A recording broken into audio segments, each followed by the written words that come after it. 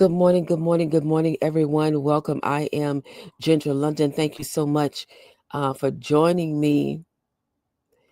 Today we are back. This is the Ginger London Show relaunch. We're on day 33, and we're in our delivering sessions, and we're on part 3 of the delivering sessions. And so I'm excited about that, and I pray that as you hear these words of encouragement this morning, that you would really take a look at where you are in your life, and that you would move forward to do exactly what you're supposed to be doing in the earth. So today we're doing the streaming lab, which is where you get your hands into it and you do complete some assignments and do some things that will help you move forward in life. And so today we're talking about building connections through coaching and groups. So it doesn't matter where you are in your life. We could be talking about your career, your professional career. We could be talking about ministry. We could be talking about what you do um, in business, or what you do maybe as a life coach, or maybe as a consultant. What are you doing? And also in your everyday life, people start groups all the time, or communities is or is how people identify them today. But in the past, it was just known as groups. And so people start groups all the time for many different areas or issues of life, depending on what they're going through, because they know they're not the only ones going through it. And so they create these groups, a social gathering of like-minded or like-experienced people, where they can come together and talk about what it is that they've been through and how they survived it, and helping others to also do the same thing. And so let's look back on it. Let's do a quick recap. For part 1, we talked about your assignment has greatness potential. That means that there's your assignment has greatness in it, but it's actually potential until you step out and do something with it. Part 2, we talked about creativity and products make it tangible. So until you do something with your gifts, your talents, and your skill sets, where they all come together on one accord, working for in the direction that God wants you to go to, all it is potential until you start doing something. And when you start doing something, the greatness will show up. The potential greatness that you have will show up in the earth. And today we're talking about part 3, building connections through coaching and groups. All right. So I want you to really get ready for this. And so again, we're talking about delivering, and this is part 3, and we're talking about building connections through coaching and groups, and the focus is building community for kingdom delivery. How do you build a community to deliver to that community what it is that God has given to you, and what your assignment is in the earth? And though the things that you develop with that, and how you come to terms with what it is that God wants you to do, your community will be the people that you are assigned to. So listen, your dream will grow stronger when it is not just delivered, but when it's shared in community, right? Remember, I said we can't service everybody. You could deliver just about anywhere you want to, but if you're delivering it to the wrong place and to the wrong group of people, it's not going to benefit you. People will tell you, "Oh, that was great. That was a great class you taught. That was a great presentation." But it's not going to do um, them the good that you would like for them to experience, because that's not who it's for. So you have to be very careful in knowing where is the marketplace that's in demand for the goods. That would be your gifts, your talents, your skill set for what you have, right? So it just can't be delivered, but it has to be shared in community. It has to be the right people, right? God never designed us to carry out our assignment in isolation. Kingdom delivery happens in relationship. We were designed or created to have a relationship with God and have a relationship with one another. So it's very important that we remember that. Mark 3:14 says, and we're on principle number 1, Jesus modeled community. Then he appointed 12 that they might be with him, and that they might that he might send them out to preach. The Message Bible says he settled on 12, designating them apostles. The plan was that they would be with him, and he would send them out to proclaim the word. So when we look at Jesus being the model to show us how to create communities. Jesus could have done ministry all by himself, but he didn't. He gathered 12. He built a group. He discipled them. He taught them. He prepared them for impact. And so your assignment will multiply when you gather people into groups, whether coaching groups, mastermind groups, Bible study circles, ministry training groups, whatever you want to call it. When you get people together and you create um, a community and you bring them in the community together, then you will have a kingdom impact. You're not designed to do this alone, and your assignment is not for you to do it alone, but you are to build communities, right? So I want you to think about this. Here's a reflection for point number one. Jesus gathered a group for impact. So how are you going to do that? So the power question for you this morning is, who am I supposed to gather around my assignment? And in order to be able to answer that, you have to know what your assignment is. So we've already talked about discovering, right? Who am I? What am I called to do? Right? And then developing, what is it and what is it to become? And then when you do that, now you're in delivering. Who am I supposed to gather around my assignment? And so your action step is to write 3 types of people to invite, right? And when you do that, it's going to give you a clue about what it is you're supposed to be doing in the earth. What is it that you are, what are you supposed to be solving, in the earth? What are you supposed to be, who are you supposed to be motivating in the earth? What exactly are you supposed to be doing in the earth? All right. Principle number 2, groups multiply impact. Ecclesiastes 4:9, 2 are better than one because they have a good reward for their labor. And then the message is better to have a partner than to go it alone. We're not supposed to isolate ourselves. We are supposed to have someone helping us do this. So your assignment isn't just about reaching one, it's about multiplying impact. So when you create a community, a group, it allows your message to reach as many at once. Remember, I told you these platforms, these digital real estate platforms, we call them digital real estate. These different platforms that you're on, you can reach more people at one time than in the past just 15 years ago, right? And so it allows you to reach many at once. And when people grow together, they strengthen one another. You see it on every platform that there is, whether it's LinkedIn, whether it's Facebook, whether it's Twitter, whether it's X, or Twitter is X, whether it's Instagram, and even now you'll see it on TikTok. TikTok started off with just those little short videos. Now you have people on TikTok that are actually going live and they're teaching on TikTok, and they're on there for like 2 and 3 hours at a time, teaching on TikTok. Now, who would have ever thought that TikTok would have evolved into that? So if that's not a platform that you're on, that's a platform you should check out, especially if you have something that's going to empower other people to move forward in life or to help them do better in life. So remember that when you create a group, when you create a community, it helps you to reach more people at one time. And it also gives you an opportunity for people to come together. They can grow together. They can strengthen one another. They can move forward. They can be accountability partners. They can be excited about their growth, excited about the movement that's taking place in their lives because there is someone else there to share that movement with. So groups will help you expand your reach and multiply your effectiveness. So here's the power question. Am I building a system to multiply? Am I building a system to multiply? So if you're on Facebook and you're creating a group on Facebook, are you building that group? In building that group, let me rephrase that. In building that group, I want you to see it as a system. As you're building that group, as you're building that system, are you building it to multiply? If so, how are you doing that? Because I can assure you, if you start a group on Facebook, because the groups on Facebook evolved over the last few years, you can do more now in just a group than what you can even do on a Facebook page.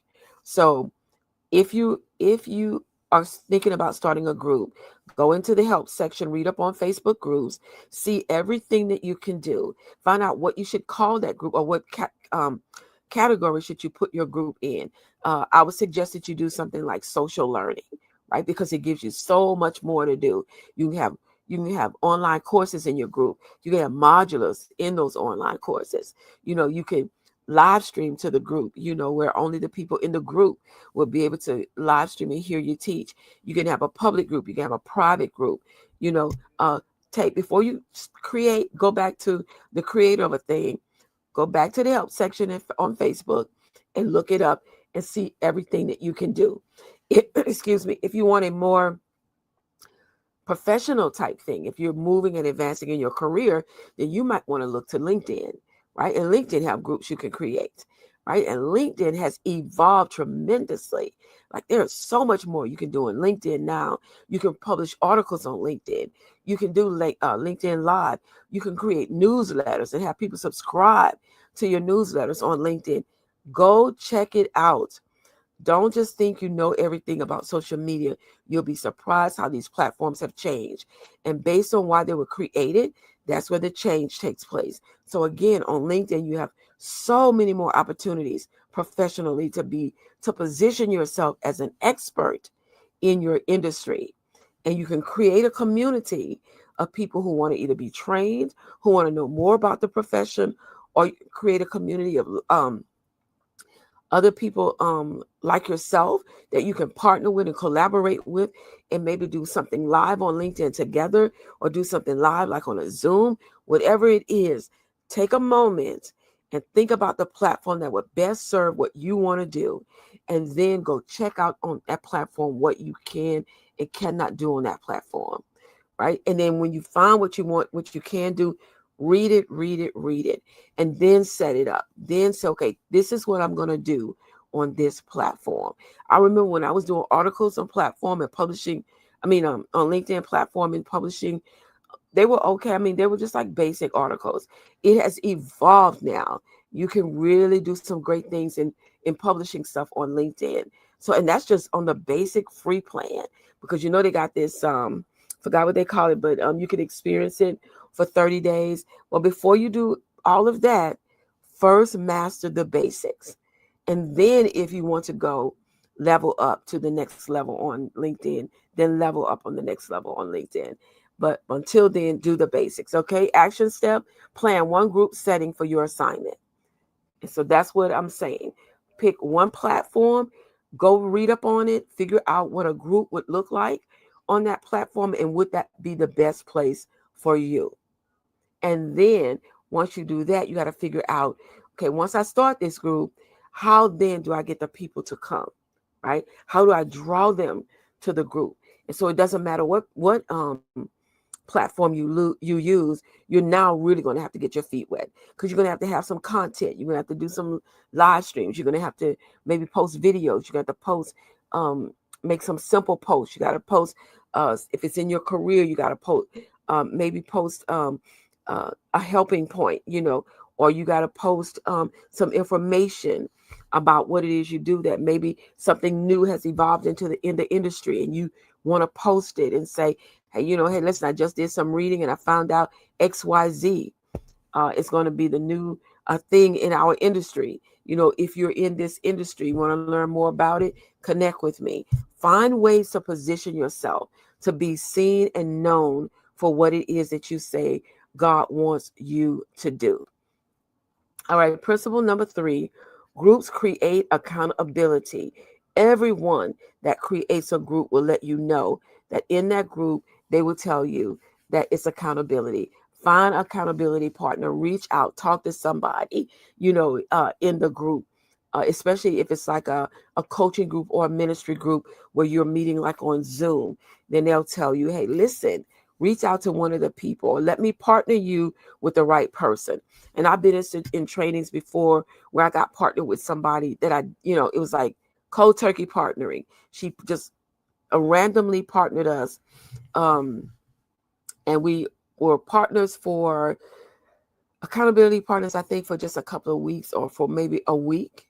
or so, or a little bit past a week, and it worked out tremendously, because now you're listening to the other person's journey and you're thinking while they're talking, how can I help this person stay accountable? What is it they want to do? Then what do I need to do? Email them, text them. How do they want me to stay, in front of them, making sure that they're doing exactly what they're supposed to do? Proverbs 27:17 says, as iron sharpens iron, so a man sharpens the countenance of his friends. The Message Bible says, you use steel to sharpen steel, and one friend sharpens another friend. Exactly. That is so powerful. Groups provide accountability. So when you have any type of group, remember your group is going to help participants set goals, track their progress, and stay consistent. Spiritual growth groups provide encouragement and accountability for discipleship. Your delivery becomes more effective when you create spaces where people can hold each other up. Hold each other up, cheer them on, applaud them, pick them up when they are falling, or, motivate them back to the right spot so they can keep moving forward. So you want to make sure that when you create that group, you have all of this in mind, because you want the group to do something for the people, right? So here's your power question. Am I building accountability into my assignment? You have to build it in there. If you're going to be someone who's going to have a group of people come together, you have to build accountability in there, into that assignment. Action step, plan one accountability feature, right? So that one accountability feature might be,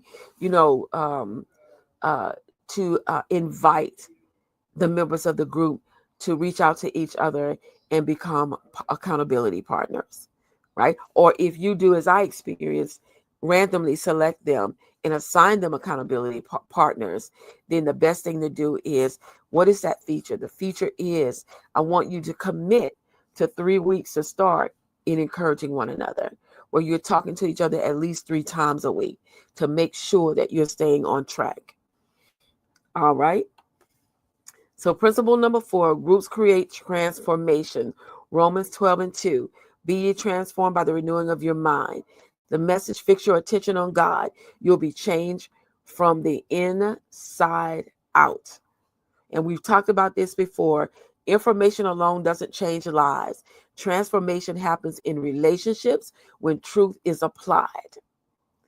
Transformation occurs or happens in relationships where truth is applied. So when you're doing your coaching, your ministry, or your career groups, turns into an opportunity for teaching into transformation, right? So even though you're teaching them something, the opportunity is, I want my teaching to turn into transformation.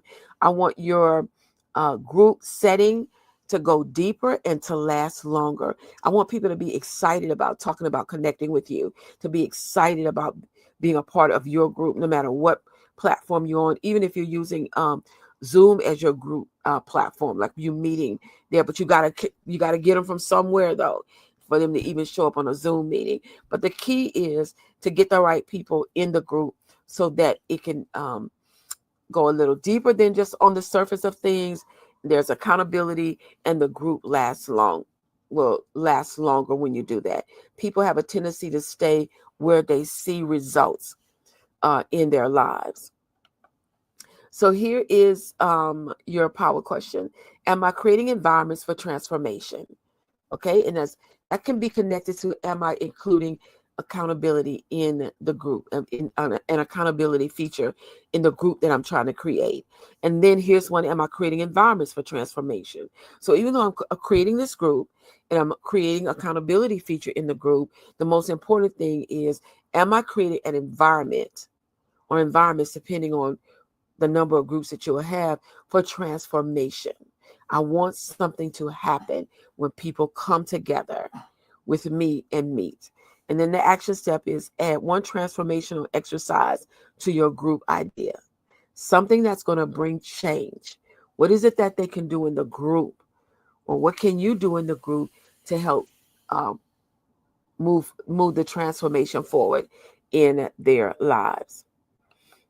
All right. And so here's your exercise. Your lab activity is designed for your first group. Here's what I want you to do. I want you to, one, choose a group type.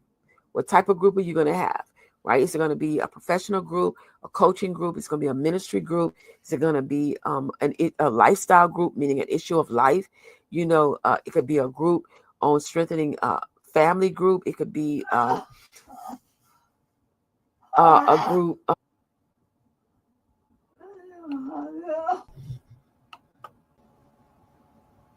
So I want you to do step 1. I want you to choose a group type. Then step 2, I want you to write a topic or a focus for the group that you're going to choose. And then on step 3, write a 60-minute session. You're going to start with the opening. What's going to be your teaching or your conversation about? What type of interaction do you want to have, and how long will you have that interaction? Like maybe Q&A, brief testimonies, short stories about their journey so far, and then the closing. And what you want to do for opening, teaching, interaction, closing, since you know it's 60 minutes, I want you to set a time limit for each one of those sections. You may decide that you want a lot of time for teaching and interaction. So you might want to spend 25 minutes teaching, and then for interaction, you might want to spend another 15 or 20 minutes. And then the opening, where, especially if it's the first time the group is meeting, you might have a little extra time in opening, because you may, unless it's a very large group, if it's a more intimate type group of 10, 12 people or so, you may want everybody to go around and introduce themselves and talk about why they connected with you and what are they expecting to get out of the group. And then in the closing, you might want to leave a few minutes for that, about 5 minutes or so for the closing, because you want to thank everybody for coming to the first meeting. You want to talk about what's coming up maybe, and you want to make sure that they know how to stay in contact with you or to reach out to you if they need some further assistance, when the next meeting time is it going to be digital, virtual, those kinds of things. So you want to make sure that you section it off just right. So you may look at it and come back, you may tweak it a little bit, but the goal is to go ahead and do it. Create this first group session, right? It helps you to understand what it is that you're aiming to do by building a community of like-minded people together. And so that you can make sure that what you create for them is really going to help them, right? So here's an example. So if this is a faith and business group, your devotion might be 10 minutes, your teaching might be 20 minutes, the group sharing 20 minutes, and then the action steps and prayer might be 10 minutes. And that would be like your closing. So again, this is just an example of how you might want to do it. It's just based on what type of group you're creating or wanting to establish. What type of community do you want to begin building? All right. And so here's why group matters. They provide multiplication of impact, accountability for growth. It's an environment for transformation, and it's stronger community support. It's always worked like that, period. Before they ever had this digital platforms and all of this online stuff, there were already groups, different types of groups that people had in organizations, in social service agencies, with nonprofit organizations. Groups have always been around. Now you're able to make a global impact with communities that you create, because people all over the world can be a part of your group, especially if your group is in that virtual environment. If you have virtual real estate, so to speak, if your virtual real estate is Zoom, then great. You can people all over the world can come and be a part of your group. If it's on another type of meeting platform, same thing, because there's more than, Zoom is not the only platform like that. There's other platforms that have video conferencing and video calls and where video meetings. And so you just have to figure out what's the best place for you to actually do one. So I want to encourage you, don't forget, or let me say, don't wait for perfect conditions, right? It's never going to be perfect, but you do want to strategically map things out, right? Start with one person, one meeting, and let God expand it. One person shows up, have one meeting. I can tell you from experience, I've had one person to show up for a training session. She wanted to be certified. And guess what? I took her through the whole certification process. That number one doesn't bother me, right? Because remember I told you, Mike Murdoch says it only takes one person to bless you, and it only takes one person to mess you up. So the one that shows up might be the very one that blesses and helps that God uses to help expand what you want to do. So even if only one person shows up, you teach it, teach it and carry out that group like it's 101. Period. Go full force ahead with the one, because the one that shows up is somebody who really wants to connect with you and feel that what you said you're going to do is what they really need from the group or the community that you're creating. All right. And so here are some practical application. Plan your group structure this week. Don't forget it. Just write it on paper. Decide on the topic, the format, and how often you'll meet. Write the vision down. Make it plain upon tablets. Write it down. You can come back and tweak it later, but get it out of your head and get it onto paper. And so here's the summary of the principles. Number 1, Jesus model community. Number 2, groups multiply impact. 3, groups provide accountability. 3, groups create transformation. And so here's the lab action step 1. Write your group outline today. Save it for your records. Save it for when you're ready, but you write the outline today. Don't put it off. No later than tomorrow. Okay, because I know you might be busy, coming back, on this Monday, you kicking off your week. But if nothing else, push yourself and commit to either writing that outline today or writing it tomorrow. Get it on paper. All right. And then here's action step number 2. Design your first group session today. Remember, I said opening, teaching, interaction, closing. Make sure you design it today. And then the final power question: who do I need to gather first to begin my group? Who do I need to gather first to begin my group? And the action step: write one name today. Who is the one person that can help you get this group going? All right. So the declaration: I'm a builder of community. My assignment multiplies through groups. My delivery transforms lives. I am fierce. And so I want to leave you today with something that's going to truly bless you.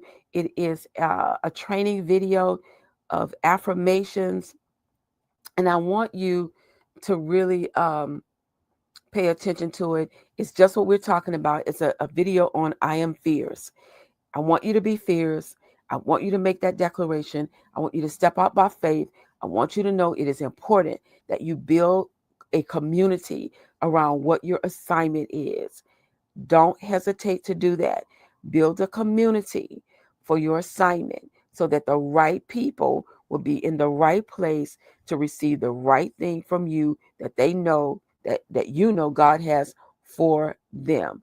Take care, everybody. God bless you.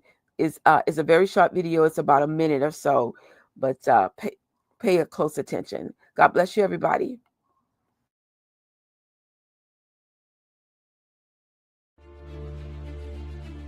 "15 I am fierce affirmations. Nothing can stop me. Nothing. I tap into my drive every single day. It drives me to be unstoppable. I am fierce. I am unstoppable. I am my most fierce when my soul is on fire and I am going after what I want. My impact comes from within me. I am fierce and unstoppable. No pain, no gain is my motto. It keeps me focused and keeps me fierce. My inner strength drives me to excel in my life in every possible way. I motivate myself to go after everything I want in life. I am fierce. I am fearless. I focus on what I want and need from life. My confidence is all I need to succeed. I can handle anything and everything that comes my way. I make every day count in the fierce pursuit of joy and happiness. My inner power makes me fierce. I pursue everything with guts, strength, and drive. I am my most fierce when I live my life on my terms.